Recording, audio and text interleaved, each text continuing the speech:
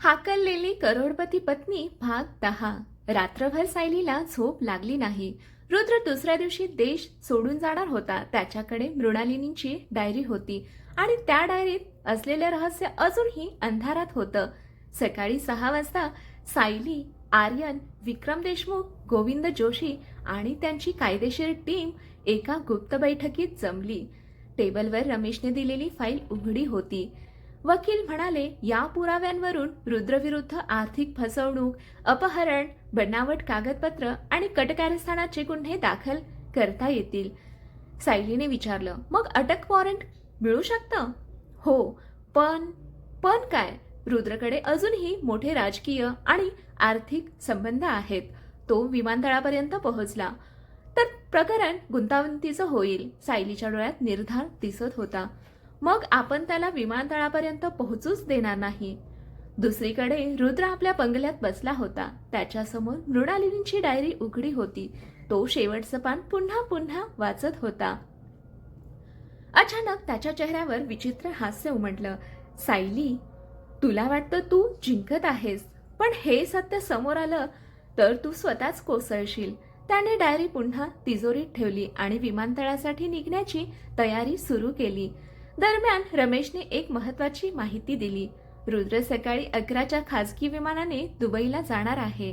आर्यनने लगेच योजना आखली। आपण 2 टीममध्ये विभागू। एक टीम कोर्टातून अटक वॉरंट आणेल, दुसरी टीम रुद्रवर नजर ठेवेल। सर्वांनी मान्य केलं। वेळ वेगाने निघून जात होता। सकाळी 10:30 रुद्रचा ताफा विमानतळाच्या दिशेने निघाला। त्याच्या गाड्यांच्या मागे सायली आणि आर्यनची टीम होती। रुद्रला याची कल्पना नव्हती। काही अंतरावर रुद्रच्या फोनवर कॉल आला। सर, सायली तुमचा पाठलाग करत आहे। रुद्र काही क्षण शांत राहिला, मग तो हसला। मला माहित होतं। मग आता काय करायचं? खेळ संपवायची वेळ झाली आहे। हे ऐकताच त्याच्या माणसांनी एका दुसऱ्या गाडीला सिग्नल दिला। अचानक सायलीच्या गाडीसमोर एक ट्रक आला। आर्यनने ताबडतोब गाडी वळवली। मोठा अपघात टळला। हा पुन्हा त्याचाच डाव आहे, आर्यन ओरडला। पण सायली शांत होती। आज तो काहीही करू दे, मी थांबणार नाही। विमानतळाजवळ पोहोचल्यावर परिस्थिती आणखी तणावपूर्ण झाली। रुद्रच्या सुरक्षा रक्षकांनी त्याला घेरलं होतं। तो खासगी टर्मिनलकडे चालत होता। त्याच्या चेहऱ्यावर विजयाचं हास्य होतं। तेवढ्यात एक काळी कार वेगाने आली। त्यातून सायली खाली उतरली। रुद्र, संपूर्ण परिसर शांत झाला। रुद्र थांबला। दोघांचे डोळे एकमेकांवर खिळले। वर्षानुवर्षाचा संघर्ष, द्वेष, विश्वासघात सगळं त्या एका क्षणात समोर उभं होतं। सायली पुढे आली। खेळ संपला आहे, रुद्र हसला। खरंच? तेवढ्यात वकिलांनी अटक वॉरंट दाखवलं। पोलीस पुढे आले। रुद्र सिंघानिया, तुम्हाला अटक करण्यात येत आहे। आजूबाजूला खळबळ उडाली, पण रुद्र अजिबात घाबरला नाही। उलट तो मोठ्याने हसू लागला। सायली, तुला वाटतं का तू जिंकलीस? हो, मग हे पहा। रुद्रने आपल्या पोटातून एक कागद बाहेर काढला। तो मृणालिनीच्या डायरीतील शेवटच्या पानाची प्रत होती। त्याने ती सायली समोर धरली। सायलीने ते वाचायला सुरुवात केली। पहिली ओळ वाचताच तिच्या चेहऱ्याचा रंग उडाला। दुसरी ओळ वाचून तिचे हात थरथरू लागले आणि तिसरी ओळ वाचल्यावर तिच्या डोळ्यात अश्रू आले। आर्यन घाबरला। सायली, काय झालं? पण ती काही बोलू शकली नाही, कारण त्या डायरीत लिहिलेलं रहस्य रुद्रशी संबंधित नव्हतं, ते आर्यनशी संबंधित होतं। आणि जर ते सत्य असेल तर सायली आणि आर्यनचं नातं कायमचं तुटू शकत होतं। विमानतळावरील वातावरण एका क्षणात बदललं। सायलीच्या हातात मृणालिनीच्या डायरीच्या शेवटच्या पानाची प्रत होती। तिचे हात थरथरत होते। डोळ्यात धक्का, वेदना आणि अविश्वास दिसत होता। आर्यन तिच्या जवळ आला। सायली, काय लिहिलं आहे त्यात? पण सायली काही बोलत नव्हती। रुद्रच्या चेहऱ्यावर मात्र विजयी हास्य होतं। सांग ना सायली, आर्यनलाही सत्य कळू दे। आर्यनने तिच्या हातातून तो कागद घेतला। त्याने वाचायला सुरुवात केली। जर माझ्या मुलीपर्यंत ही डायरी पोहोचली तर तिला एक सत्य कळायला हवं। माझ्या अपहरणाच्या काही दिवस आधी मला समजलं की रुद्र सिंघानियाचा पुढचा निशाणा विक्रम देशमुखांचं कुटुंब आहे। मी विक्रमला सावध करण्याचा प्रयत्न केला, पण तोपर्यंत खूप उशीर झाला होता। आर्यन पुढे वाचू लागला। त्या अपघातात विक्रमच्या पत्नीचा मृत्यू झाला, पण तो अपघात नव्हता। तो रुद्रने घडवून आणलेला हल्ला होता। आर्यन स्तब्ध झाला। त्याची आई, जिच्या मृत्यूला तो इतकी वर्ष अपघात समजत होता, ती रुद्रमुळे गेली होती. पण अजून धक्का बाकी होता आणि सर्वात मोठं सत्य, आर्यनच्या आईच्या मृत्यूसाठी विक्रम स्वतःला दोष देत राहिला, पण प्रत्यक्षात त्यांची काहीच चूक नव्हती. आर्यनच्या डोळ्यात पाणी आलं. वर्षानुवर्ष त्याच्या वडिलांनी अपराधीपणात आयुष्य घालवलं होतं आणि त्यामागेही रुद्रच होता. रुद्रने मोठ्याने हसत विचारलं, कसं वाटतंय सत्य ऐकून? पण त्याचा अंदाज चुकला होता. सायली आणि आर्यनचं नातं तुटण्याऐवजी ते आणखी मजबूत झालं. आर्यनने कागद खाली ठेवला. तो रुद्रसमोर जाऊन उभा राहिला. तुला वाटलं होतं हे सत्य आम्हाला तोडेल? रुद्रच्या चेहऱ्यावरचं हास्य थोडं कमी झालं. पण तू चुकीचा ठरलास. आर्यनने सायलीचा हात हातात घेतला. आज मला माझ्या आईसाठी न्याय हवा आहे आणि सायलीला तिच्या कुटुंबासाठी. सायलीच्या डोळ्यात निर्धार दिसत होता. तेवढ्यात पोलिसांनी रुद्रभोवती घेरा घातला. रुद्रसिंघानिया, तुम्हाला अटक करण्यात येत आहे. यावेळी रुद्रच्या चेहऱ्यावरची शांतता तुटली. त्याने पळून जाण्याचा प्रयत्न केला, पण पोलिसांनी त्याला पकडलं. संपूर्ण मीडिया हा प्रसंग थेट दाखवत होती. देशभरात बातमी पसरली. उद्योगपती रुद्रसिंघानिया अटकेत. सायली राणेच्या लढ्याला यश, मोठं यश. विक्रम देशमुखांच्या डोळ्यात अश्रू आले. त्यांनी सायलीकडे पाहिलं. बाळा, आज तुझ्यामुळे अनेक वर्षानंतर सत्य जिंकलं. सायली नम्रपणे हसली, पण तिच्या मनात एक प्रश्न अजूनही होता. रुद्रला इतकी वर्ष हे सगळं करण्यामागचं खरं कारण काय होतं? फक्त पैसा? फक्त सूड? की अजून काही? त्या रात्री पोलिसांनी रुद्रच्या बंगल्याची झडती घेतली. तिजोरीतून अनेक गुप्त कागदपत्र सापडली आणि त्यात एक सीलबंद लिफाफा होता. लिफाफ्यावर लिहिलं होतं, वसंतराव राणेंना, वैयक्तिक. पोलिसांनी तो लिफाफा सायलीकडे सुपूर्द केला. सायलीने तो उघडला. आत एक पत्र होतं. ते पत्र रुद्रने अनेक वर्षांपूर्वी लिहिलं होतं. पहिली ओळ वाचताच सायली स्तब्ध झाली. वसंतराव, तू माझ्याकडून फक्त व्यवसाय हिरावून घेतला नाहीस, तू माझं प्रेमही हिरावून घेतलंस. सायलीच्या डोळ्यात आश्चर्य उमटलं. म्हणजे या संपूर्ण विनाशामागे एक अपूर्ण प्रेमकथा दडली होती. रुद्र इतका क्रूर का बनला आणि त्याचं प्रेम कोणावर होतं? हे एक नवीन रहस्य आता सगळ्यांसमोर उलगडणार होतं. रुद्रच्या अटकेनंतर पहिल्यांदाच सायलीच्या आयुष्यात थोडी शांतता आली होती.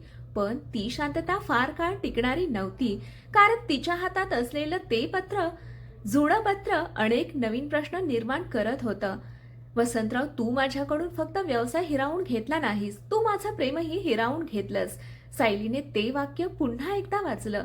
आर्यन, विक्रम देशमुख, गोविंद जोशी आणि मृणालिनी तिच्यासोबत बसले होते. सर्वांच्या मनात एकच प्रश्न होता, रुद्र कोणावर प्रेम करत होता? सायलीने पत्र पुढे वाचायला सुरुवात केली. माझ्याकडे पैसा होता, ताकद होती, महत्वाकांक्षा होती, पण तिच्या मनात फक्त तू होतास. मी तिला जिंकण्याचा प्रयत्न केला, पण तिने मला नाकारलं आणि त्या दिवसापासून मी हरलो. मृणालिनीच्या चेहऱ्याचा रंग उडाला. सायलीने आईकडे पाहिलं. आई, तुला काही माहिती आहे का? मृणालिनी काही क्षण शांत राहिल्या. मग त्यांनी हळू आवाजात सांगितलं, हो. खोलीत शांतता पसरली. रुद्र माझ्यावर प्रेम करत होता. सायली, आर्यन आणि विक्रम तिघेही स्तब्ध झाले. मृणालिनीच्या डोळ्यात जुन्या आठवणी ताटून आल्या. कॉलेजमध्ये आम्ही एकाच वर्गात होतो. रुद्र खूप हुशार होता, महत्वाकांक्षी होता, पण त्याला एक सवय होती. त्याला जे हवं असायचं ते मिळालंच पाहिजे असं त्याला वाटायचं.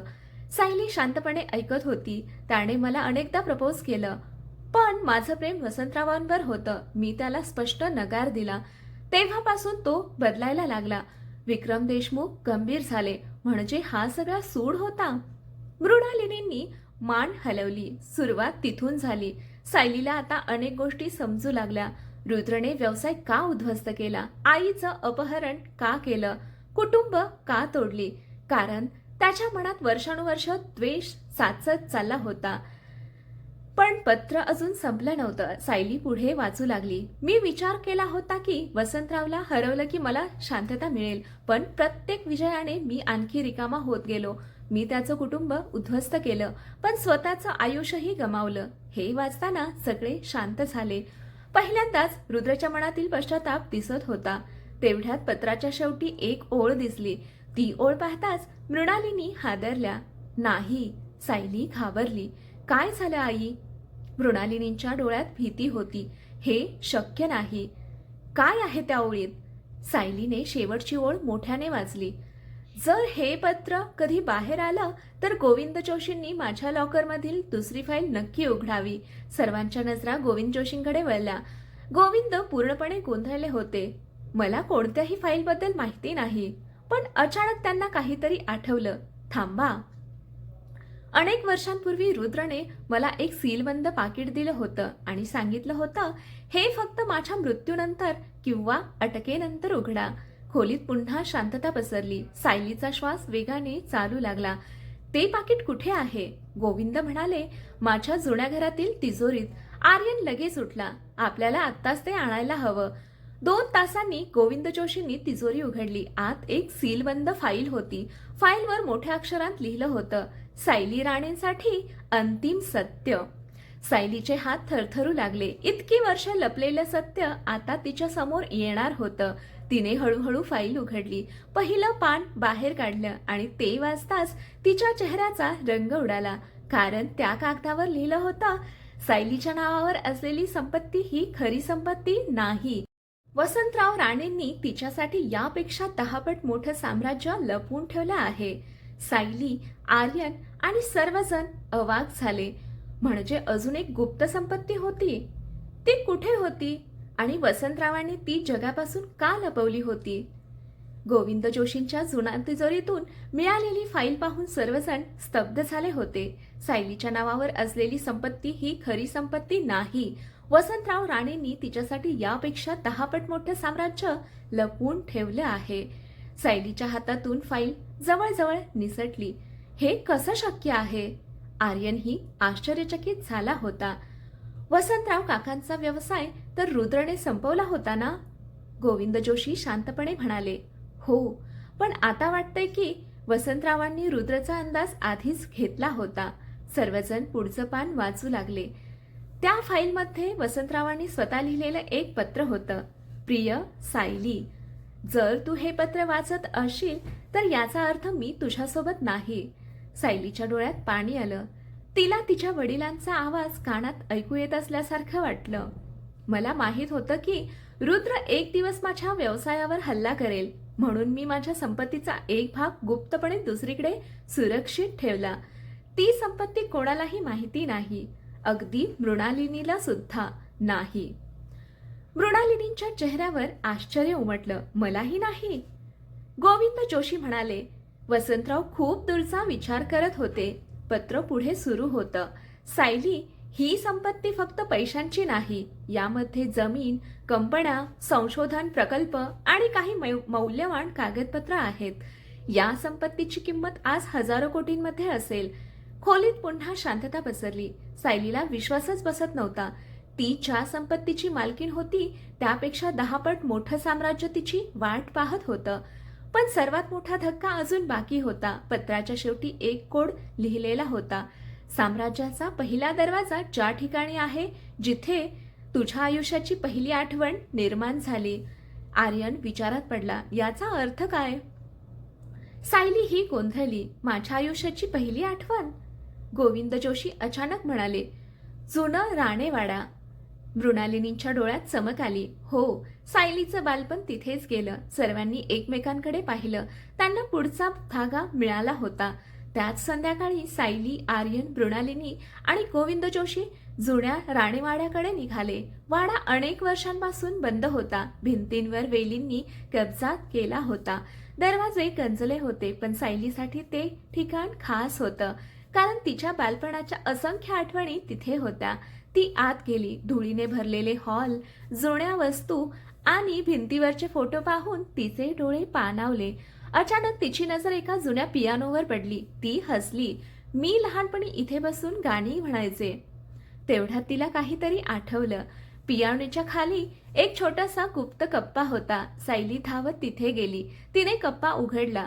आत एक जुनी चावी होती आणि एक छोटी चिठ्ठी. त्यावर लिहिलं होतं, पहिला दरवाजा उघडला आहे, दुसरा दरवाजा समुद्राजवळ तुझी वाट पाहतो. आर्यन हसला. म्हणजे हा खजिन्याचा शोध आहे. सायली ही हलकीशी हसली, पण त्याच क्षणी वाड्याबाहेर कोणीतरी त्यांच्यावर नजर ठेवून होतं. एक काळी एसयूव्ही अंधारात उभी होती. त्यातून एक माणूस फोनवर बोलत होता. सर, सायलीला पहिली चावी मिळाली. फोनच्या दुसऱ्या बाजूने आवाज आला, तिच्यावर लक्ष ठेवा. तिला अजून माहित नाही की त्या संपत्तीमागे फक्त पैसा नाही, तर एक असं सत्य दडलं आहे जे राणे कुटुंबाचा इतिहास कायमचा बदलून टाकेल. सायलीला अजूनही वाटत होतं की ती फक्त तिच्या वडिलांनी लपवलेली संपत्ती शोधत आहे, पण प्रत्यक्षात ती एका अशा रहस्याच्या जवळ पोहोचत होती जे रुद्र, वसंतराव आणि तिच्या संपूर्ण कुटुंबाला एक वेगळ्याच धाग्याने जोडत होतं. हे पाहू आपण पुढील भागामध्ये. कथा इथपर्यंत आवडली असेल तर कथेला लाईक करा, शेअर करा, कॉमेंट करा आणि आपल्या चॅनेलला सबस्क्राईब करा. कथा वाचल्याबद्दल आणि ऐकल्याबद्दल धन्यवाद.